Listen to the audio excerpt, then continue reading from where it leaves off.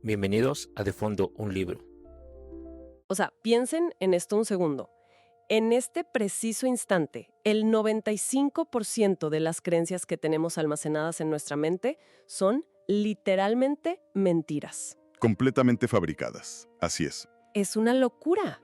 Y a diferencia de cualquier otro animal sobre la Tierra, resulta que los seres humanos utilizamos nuestra propia memoria para pagar por esas mismas mentiras miles y miles de veces. Miles de veces. Exacto. Y por eso, con mucha emoción, les digo que hoy analizamos el libro que está cambiando la forma en que percibimos nuestra propia realidad y nos relacionamos con el mundo. Estamos hablando de Los Cuatro Acuerdos, del Dr. Miguel Ruiz. Un texto increíble. Totalmente. Nuestra misión en el análisis de hoy es diseccionar la mecánica detrás de ese autosabotaje y pues extraer las herramientas prácticas para hackear nuestro propio sistema de creencias. Yo estoy listísima para empezar. Y yo encantado de estar aquí, porque mira, para lograr ese nivel de hackeo mental del que hablas, primero tenemos que entender de dónde provienen esas mentiras, ¿no? Este texto fundamenta sus principios en la antigua sabiduría tolteca. Ajá, que no es cualquier cosa. Para nada. Lo que plantea no es solo una filosofía de vida bonita, digamos, sino un mapa de cómo nuestra mente ha sido programada sistemáticamente desde el día en que nacemos. O sea, nos muestra cómo operamos bajo contratos invisibles que nunca firmamos conscientemente. ¡Wow! Contratos invisibles. Y volviendo a ese concepto de pagar miles de veces por un mismo error, la verdad es que resuela de inmediato. O sea, si un perro rompe algo en la casa, lo regañan una vez y el asunto termina ahí. El perro sigue con su vida. Tal cual. El perro a los 5 minutos ya está moviendo la cola feliz. Misma culpa. Nos convertimos en nuestros propios verdugos a través del recuerdo. Es un mecanismo de tortura perfecto. Y el autor explica el origen de esta condición humana llevándonos 3000 años atrás en el tiempo. Plantea una imagen fundacional poderosísima para arrancar. A ver, cuéntanos esa escena. Imagina esto como si fuera una película. Un aprendiz de chamán duerme en una cueva cerca de una ciudad rodeada de montañas. En medio de la noche, sale de la cueva, mira el cielo estrellado, luego observa sus propias manos y tiene una revelación profunda. Se le ilumina todo. Exacto. Escucha su propia voz diciendo una frase que lo cambia todo. Él dice, estoy hecho de luz, estoy hecho de estrellas. ¡Qué impacto! Una revelación de conexión absoluta con el universo, ¿no? O sea, se da cuenta de que no hay una separación real entre la materia y la energía. Descubre que la materia es en realidad un espejo que refleja la luz. Pero, y aquí viene el giro, al observar a los demás seres humanos, nota algo trágico. ¿Qué nota? Se da cuenta de que entre persona y persona hay una especie de niebla, una bruma espesa que no nos deja ver quiénes somos realmente. Por eso él mismo decide llamarse el espejo humeante. El espejo humeante.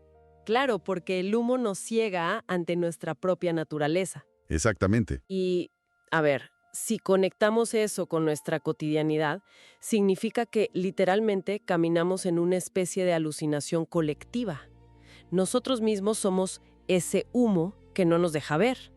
Aunque confieso que a veces ese humo es muy literal cuando intentamos entender las decisiones de otras personas, ¿verdad?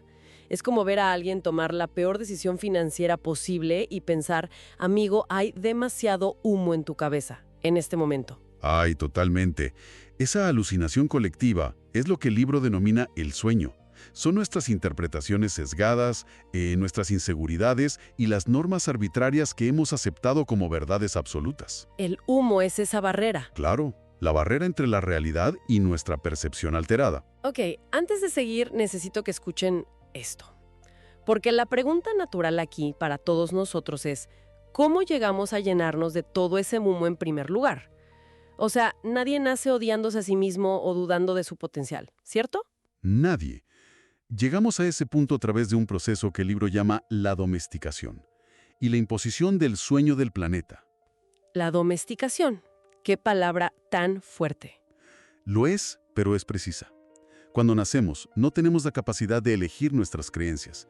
El sueño de la sociedad ya está ahí, esperándonos. Mamá, papá, la escuela, la religión. Todos los sistemas. Todos captan nuestra atención y nos enseñan a vivir bajo ciertas reglas, mediante un sistema implacable de castigos y recompensas. Es que la palabra domesticación suena fuertísima aplicada a seres humanos, Pero pensándolo bien, la mecánica es idéntica a cómo se adiestra a un animal. O sea, damos un premio o atención cuando un niño hace lo que consideramos bueno y retiramos el afecto o aplicamos un regaño cuando hace algo malo. Exacto. El niño es como una esponja condicionada. Y el niño aprende rápidamente a fingir ser alguien que no es solo para no perder el amor de sus cuidadores. Es tristísimo. Es triste y el peligro radica en que llega un punto en el que el proceso se vuelve autónomo. O sea, nos volvemos autodomesticados. Ya no necesitamos a una figura de autoridad externa para castigarnos. Nosotros solitos hacemos el trabajo. Nosotros mismos. Nuestra psique se divide y creamos a un juez interno que dictamina implacablemente qué está mal en nosotros y a una víctima interna que carga con todo el peso de la culpa, el miedo y la vergüenza. Analizando la forma en que hablamos, cómo nos vestimos, cuánto dinero ganamos, todo el tiempo. Sin parar. Y entiendo que toda esta dinámica ocurre en un espacio mental que, según los toltecas, es un caos absoluto, al que llamaban el mitote, ¿no?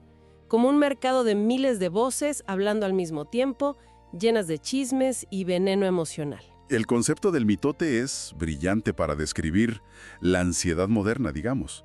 Es una interferencia constante que distorsiona cualquier intento de pensamiento claro. Y fíjate, pensando en este concepto del mitote y los chismes, para quienes nos escuchan, me acuerdo que en el libro el autor lo explica de una forma muy particular de su época. O sea, en ese entonces explicaba la propagación de los chismes usando la analogía de un virus informático que infecta una computadora de escritorio. Pero hoy en día la analogía actual sería pensar en un hilo tóxico en redes sociales o un grupo de WhatsApp familiar lleno de audios reenviados y desinformación que infecta el estado de ánimo de todos al instante. Me encanta esa actualización. Es exactamente eso. Alguien manda ese mensaje al grupo familiar y el caos estalla en segundos. Tal cual. Empezamos a reaccionar desde el miedo, lanzamos comentarios hirientes y nos convertimos en nodos activos de una cadena de infección emocional. O sea, ¿multiplicamos el humo? Exactamente. Esa propagación de miedo y chisme es lo que mantiene denso el humo del que hablábamos.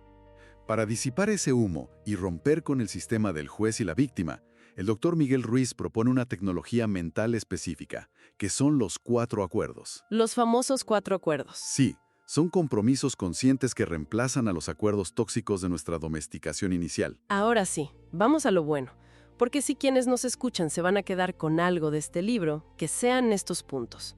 Son herramientas de poder puro. Empecemos con el primer pilar de esta estructura. El primer acuerdo es: sé impecable con tus palabras. Un pilar tremendo. El autor plantea que las palabras no son simples sonidos que emitimos, sino pura magia, capaz de ser magia blanca o magia negra. Y no lo dice de forma poética, o sea, lo dice muy literal. Muy literal. Y la neurociencia actual respalda esa idea de magia. Sabemos que las palabras de una figura de autoridad pueden alterar físicamente el sistema nervioso de un niño. Claro. El libro lo ilustra con una anécdota devastadora, mira. Una madre llega a casa después de un día agotador en el trabajo con un dolor de cabeza paralizante. Lo único que necesita es silencio. Me lo imagino perfectamente. Pero su niña pequeña está saltando y cantando a todo pulmón, inmersa en su propia alegría. Ay, no. Una colisión inevitable de dos realidades emocionales incompatibles. Exacto. La madre, cegada por su propio dolor físico y estrés, pierde el control y le grita a la niña: «Cállate, tienes una voz horrible y me duele la cabeza». Qué duro. Es durísimo, porque la niña no comprende el contexto del estrés laboral o la migraña de la mamá. Ella procesa la información de forma literal y hace un acuerdo consigo misma en ese instante. Piensa: mi voz es fea y molesta a las personas que amo. Y ahí queda plantada la semilla del trauma. Así es, deja de cantar, se encierra en sí misma y cambia la trayectoria de su vida por un hechizo de magia negra lanzado por la persona que más debía protegerla. Es un ejemplo brutal sobre el peso de lo que decimos. Pero a ver, yo aquí tengo un conflicto importante con la palabra impecable, porque sugiere un estándar de perfección absoluta que, seamos sinceros, es humanamente inalcanzable. Si la meta es nunca equivocarse al hablar, estamos configurando un nuevo sistema para que el juez interno nos castigue por no ser lo suficientemente impecables. Es una excelente observación. Y el autor previene precisamente esa interpretación analizando la etimología de la palabra. O sea, impecable viene del latín peccatus, que significa pecado, y el prefijo im, que significa sin. O sea, sin pecado. literalmente, sin pecado. Y en la filosofía tolteca, un pecado no es una ofensa moral a una deidad, sino cualquier acción, pensamiento o palabra que va en contra de uno mismo. Ah, eso cambia todo. Entiendo. La mecánica de la impecabilidad no se trata de una cortesía extrema con el mundo, sino de detener el autorrechazo. Exactamente. O sea, si derramo un café en la oficina y automáticamente pienso, soy una idiota torpe, estoy usando la magia negra contra mí misma. Refuerzo el acuerdo de que soy defectuosa. Tal cual. El mecanismo de rechazo propio es el núcleo del problema aquí. Ser impecable con tus palabras es usar tu energía en la dirección de la verdad y el amor hacia ti. Y claro, por extensión hacia los demás. Todo empieza desde adentro. Sí, porque si atacas a otra persona, su reacción defensiva eventualmente regresará a ti, causándote daño. Es una cuestión de economía energética al final del día. Pero a ver, seamos realistas. No basta con intentar ser impecables desde adentro si el entorno nos bombardea constantemente. Y creo que eso nos conecta perfecto con el segundo acuerdo, que funciona como una especie de sistema inmunológico contra el veneno del mundo. El acuerdo es, no te tomes nada personalmente. Es la barrera protectora esencial de la que habla el libro. La premisa es que todas las demás personas están atrapadas en su propio sueño, lidiando con su propio juez y su propio mitote. Claro, con sus propios problemas mentales. Exacto. Lo que dicen y hacen es una proyección de su realidad, no de la nuestra. En teoría suena la solución definitiva, de verdad. Y es fácil aplicar esa regla mental si, digamos, un desconocido en el tráfico nos toca la bocina enfurecido. Podemos pensar, claro, esto no es sobre mí, es sobre su estrés crónico. Le pongo un letrero mental de no es sobre mí a cada conductor enfurecido y sigo mi camino. Jaja, un escudo invisible en el tráfico, me encanta. Pero la realidad es mucho más compleja, ¿no? O sea, ¿qué pasa cuando el ataque viene de nuestro jefe, que nos dice que nuestro trabajo es mediocre? O de nuestra pareja, que ataca una inseguridad profunda. Eso tiene consecuencias reales. ¿Cómo reconcilia el libro el impacto de esas agresiones cercanas? Es la pregunta del millón. La respuesta radica en comprender la psicología de la proyección. Incluso la persona que más amamos o que tiene más autoridad sobre nosotros está operando bajo sus propios miedos. Ajá. Si un jefe te llama mediocre de forma destructiva, en realidad está lidiando con su propia presión por los resultados o con su propia inseguridad gerencial.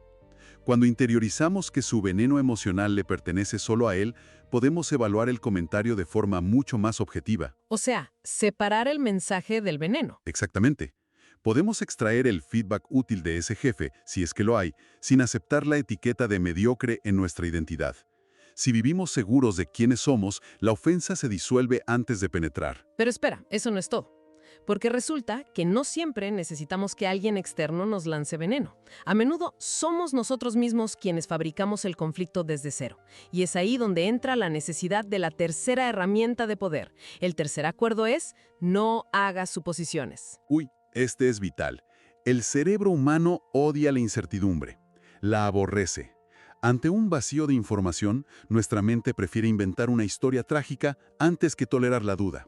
Hacemos suposiciones, las convertimos en verdades absolutas e inamovibles y luego desatamos dramas monumentales basados en pura ficción. Es la fórmula perfecta para destruir relaciones, literal. El ejemplo más doloroso de esto suele darse en la pareja, cuando operamos bajo la creencia de que la otra persona ya debería saber lo que necesitamos. Uy, sí. Asumimos que el amor otorga habilidades de telepatía mágica. O sea, decimos cosas como, si de verdad le importara, sabría por qué estoy frustrada hoy.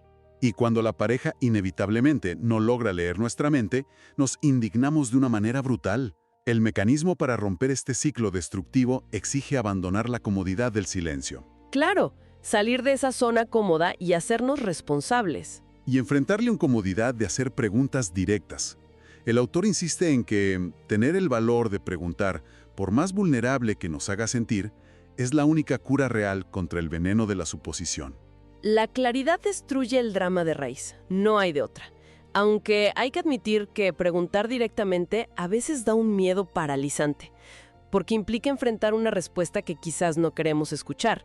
O sea, a veces prefiero imaginar por qué mi amigo no me devolvió la llamada antes que preguntarle descubrir que tal vez sí está molesto conmigo. Ese miedo es tu juez intentando protegerte del rechazo. es el mecanismo de defensa. Pero la realidad siempre es menos agotadora que el laberinto gigante de suposiciones que crea la mente. Es verdad, gasta menos energía afrontar la verdad. Y ahora sí, llegamos al pilar que sostiene toda esta estructura. Porque intentar ser impecable, no tomarse nada personal y dejar de suponer, pues requiere un nivel de energía mental brutal. Totalmente. Y por eso, el cuarto acuerdo es: haz siempre lo máximo que puedas. Esta es la regla de la sostenibilidad. Es el acuerdo que permite que los otros 3 se conviertan en verdaderos hábitos a largo plazo. Lo crucial aquí es entender que tu máximo es dinámico, ¿Cómo así dinámico? que cambia de un día para otro, e incluso de una hora a otra. Ah, claro. O sea, el rendimiento de un martes después de haber dormido 8 horas y tomado un excelente desayuno no puede ser el mismo rendimiento de un viernes cuando estamos lidiando con un resfriado severo y estrés acumulado. Exigirnos el mismo nivel de productividad ambos días es darle pura munición al juez interno para que nos castigue sin piedad. Budista y le pregunta al maestro, oiga, si medico 4 horas al día, ¿cuánto tardaré en iluminarme? Ajá. El maestro, con mucha calma, le responde 10 años. El hombre, impulsado por la ambición y queriendo acelerar el proceso, le vuelve a preguntar, ¿y qué pasa si me esfuerzo el doble y medito 8 horas al día? La trampa clásica de la sobreexigencia moderna, ¿no? Pensar que más esfuerzo físico automáticamente equivale a mejores resultados. Es un espejismo. Y la respuesta del maestro es súper reveladora. Le dice, entonces te tomará 20 años. ¡Wow! El doble de tiempo. Sí, le explica, porque te agotarás, perderás la alegría de vivir y eventualmente te desviarás del camino por puro agotamiento. ¡Qué lección tan fuerte! O sea, hacer lo máximo que puedas significa actuar con calidad, pero sin traspasar el límite donde el esfuerzo comienza a destruir tu bienestar. Se trata de disfrutar la acción por la acción misma. Como Forrest Gump. O sea, actuar sin esperar la recompensa final obsesivamente. Me encanta la analogía de Forrest Gump. Es correr solo por el placer de correr. Y aquí viene lo que nadie te cuenta. Porque entender la teoría de estos 4 acuerdos en la seguridad de nuestro hogar es fascinante, claro. Pero llevarlos a la calle, a una sala de reuniones tensa o a una discusión familiar un domingo, pues es un desafío de otro nivel. El libro propone ver todo nuestro antiguo sistema de creencias, incluyendo al juez y a la víctima, como un parásito literal que habita en nuestra mente. La sabiduría tolteca trata a este parásito emocional como una entidad viva. Una entidad que necesita alimento constante para sobrevivir. Y su alimento exclusivo son las emociones densas originadas en el miedo. O sea, la culpa, el resentimiento, el drama y la ira. Y a ver, veamos la mecánica de eso en el día a día. Tengo una pregunta práctica. Si estamos trabajando y de pronto notamos que cometimos un error grave en un reporte importante, el estómago se nos cierra y el juez interno comienza a gritar de inmediato, eres un fraude, te van a despedir, nunca haces nada bien. ¿Cómo apagamos a ese parásito en el milisegundo en que empieza a devorarnos? El mecanismo neurológico y psicológico aquí es la interrupción consciente. ¿Y la privación de alimento? Exacto. Cada vez que cometemos un error, el cerebro está domesticado para esperar un castigo. Debemos hacer un cortocircuito en esa ruta neuronal. El autor sugiere usar el perdón como un escalpelo. Un escalpelo emocional. Así es. En el instante en que el juez ataca, detenemos el pensamiento abruptamente y decimos internamente, hice lo máximo que pude con la información y el estado emocional que tenía en ese momento. Me perdono. Me perdono. Suena simple, pero es poderoso. Al negarnos a sentir culpa, el parásito se queda sin su alimento principal. Si lo hacemos repetidamente, la estructura de la domesticación comienza a colapsar por pura inanición. El perdón hacia uno mismo como una herramienta táctica de supervivencia. Qué interesante. Pero te tengo otra pregunta práctica. ¿Qué ocurre con el entorno exterior? ¿Cómo aplicamos esto si estamos inmersos en una cultura laboral o familiar donde todos los demás están alimentando a sus propios parásitos? O sea, personas que respiran chismes, que esparcen veneno todo el día. Te digo, entrar a algunas oficinas un lunes por la mañana a veces se siente literalmente como enfrentar al monstruo de 100 cabezas del que hablan los mitos antiguos. Jaja, el monstruo de los lunes por la mañana. Todos lo conocemos. Ante entornos altamente tóxicos, el libro hace una distinción vital entre la represión y la refrenación. Son cosas muy distintas. A ver, explícanos eso. La persona que vive en estado de víctima reprime sus emociones. traga el veneno de su entorno por miedo a generar conflicto. Y ese veneno la enferma por dentro. El guerrero, por otro lado, se refrena. Entiendo. O sea, el guerrero siente la frustración o el enojo ante la injusticia en esa oficina tóxica, pero no deja que la emoción lo controle ni que provoque una explosión impulsiva. Exacto. El guerrero observa el veneno que flota en la oficina, reconoce que no tiene nada que ver con él gracias al segundo acuerdo y elige cuándo, cómo y con qué palabras expresar sus límites de forma impecable. Es un administrador maestro de su propia energía vital. Controla la situación en lugar de que la situación lo controle a él. Tal cual. ¿Y saben qué es lo más loco de todo esto? Que el objetivo final de adoptar estos 4 acuerdos no es simplemente volvernos empleados más resilientes o personas más tranquilas en el tráfico. El libro cierra llevándonos hacia un concepto inmensamente profundo llamado la iniciación a la muerte. Es un término que puede sonar lúgubre al principio, ¿sí? Totalmente. Pero en realidad encierra una paradoja súper liberadora. Abrazar al ángel de la muerte es la técnica suprema de liberación. En el paradigma tolteca, la muerte no es el final aterrador de la existencia, sino la fuerza que limpia continuamente la realidad. La que resetea todo. Exacto. La muerte se lleva únicamente lo que pertenece al pasado. Todo lo que fuimos ayer, los errores que cometimos hace 10 años, las versiones de nosotros mismos que ya no existen, todo eso le pertenece a la muerte. Y al cederle todo nuestro pasado a la muerte, le quitamos el suministro de oxígeno al juez interno. O sea, si el pasado ya no existe, no hay material por el cual podamos ser castigados en el presente. Es una limpieza profunda. Y al vaciar la mente de todo ese humo histórico del mitote, creamos el espacio necesario para lo que el autor llama el nuevo sueño. El nuevo sueño. Suena increíble. Es un estado donde construimos el cielo en la tierra. La lección final es que tanto el sufrimiento profundo como la dicha absoluta son experiencias fabricadas en la mente. Ambas requieren la misma cantidad de energía psíquica. Y nosotros elegimos en cuál invertimos esa energía. Nosotros elegimos qué arquitectura mental queremos sostener, exactamente. Pues permítanme sintetizar para todos nosotros toda esta estrategia que hemos desplegado hoy en esta inmersión profunda. Liberarnos de nuestra domesticación inicial exige un esfuerzo enorme para recuperar la energía que desperdiciamos en la culpa diaria. Así es. La táctica consiste en usar nuestras palabras exclusivamente para construir valor, o sea, ser impecables. Erigir un escudo impenetrable ante el veneno y las inseguridades proyectadas por otros. Tener la valentía de preguntar para no envenenarnos con nuestras propias suposiciones falsas. Y ajustar nuestro nivel de esfuerzo a lo que nuestro cuerpo y mente nos permitan saludablemente en cada amanecer. Y yo añado una reflexión final sobre el resultado de esta práctica.